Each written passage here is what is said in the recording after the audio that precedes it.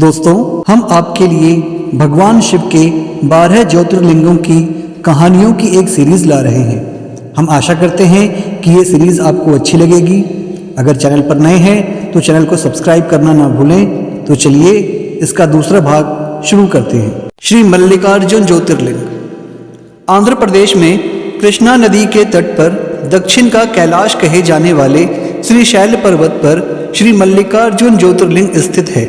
महाभारत, शिव पुराण तथा पद्म पुराण आदि धर्म ग्रंथों में इसकी महिमा और महत्ता का विस्तार से वर्णन किया गया है। पुराणों में इस ज्योतिर्लिंग की कथा इस प्रकार से वर्णन है।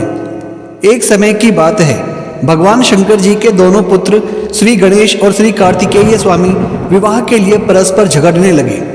प्रत्येक का आग्रह था कि पहले मेरा विवाह किया जाए। उन्हें लड़ते झगड़ते देखकर भगवान शंकर और मां भवानी ने कहा, तुम लोगों में से जो पहले पूरी पृथ्वी का चक्कर लगाकर यहाँ वापस लौट आएगा, उसी का विवाह पहले किया जाएगा। माता पिता की यह बात सुनकर श्री कार्तिकेय स्वामी अपने वाहन मयूर पर विराजित हो तुरंत पृथ्वी प्रदक्षिणा के लिए दौड़ पड़े। लेकिन गणेश जी के लिए तो यह कार्य बड़ा ही कठिन था। एक तो उनकी काया स्थूल थी, दूसरे उनका वाहन भी मूषक चूहा था। भला वे दौड़ में स्वामी कार्तिकेय की बराबरी किस प्रकार कर पाते। लेकिन उनकी काया जितनी स्थूल थी, बुद्धि उसी के अनुपात में सूक्ष्म और तीक्ष्ण। उन्होंने अविलंब पृथ्वी की परिक्रमा का एक सुगम उपाय खोज निकाला। सामने बैठे माता पिता का पूजन करने के पश्चात उनकी 7 प्रदक्षिणाएं करके उन्होंने पृथ्वी प्रदक्षिणा का कार्य पूरा कर लिया। उनका यह कार्य शास्त्रानुमोदित था। पित्रोश्च पूजनम कृत्वा प्रक्रांतिम च करोति यः तस्य वै पृथ्वी जन्यम फलम भवति निश्चितम।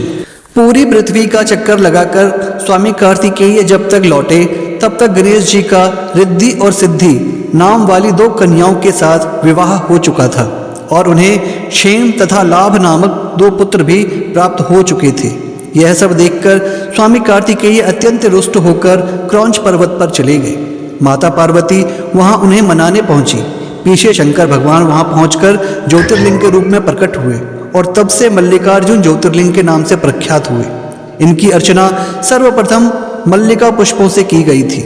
मल्लिकार्जुन नाम पड़ने का यही कारण है। एक दूसरी कथा यह भी कही जाती है, इस शैल पर्वत के निकट किसी समय राजा चंद्रगुप्त की राजधानी थी।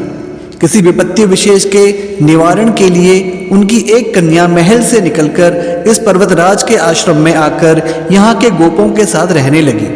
उस कन्या के पास एक बड़ी ही शुभ लक्षरा सुंदर श्यामा गौ थी।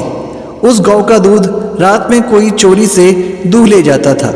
एक दिन संयोगवश उस राजकन्या ने चोर को दूध दूहते देख लिया और क्रुद्ध होकर उस चोर की ओर दौड़ी। किंतु गौ के पास पहुंचकर उसने देखा कि वहां शिवलिंग के अतिरिक्त और कुछ नहीं है।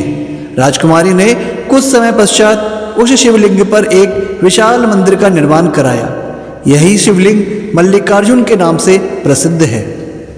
शिवरात्रि के पर्व पर यहाँ बहुत बड़ा मेला लगता है। इस मल्लिकार्जुन शिवलिंग का दर्शन, पूजन एवं अर्चन करने वाले भक्तों की सभी सात्विक मनोकामनाएं पूर्ण हो जाती हैं। उनकी भगवान शिव के चरणों में स्थिर प्रीति हो जाती है। दैहिक, दैविक, भौतिक सभी प्रकार की बाधाओं से वे मुक्त हो जाते हैं। तो दोस्तों, कैसी लगी आपको कहानी? कमेंट करके जरूर बताएं। अगर चैनल को लाइक नहीं किया है तो लाइक कर दें और हाँ, सब्सक्राइब करना ना भूलें। जय हिंद, वंदे मातरम।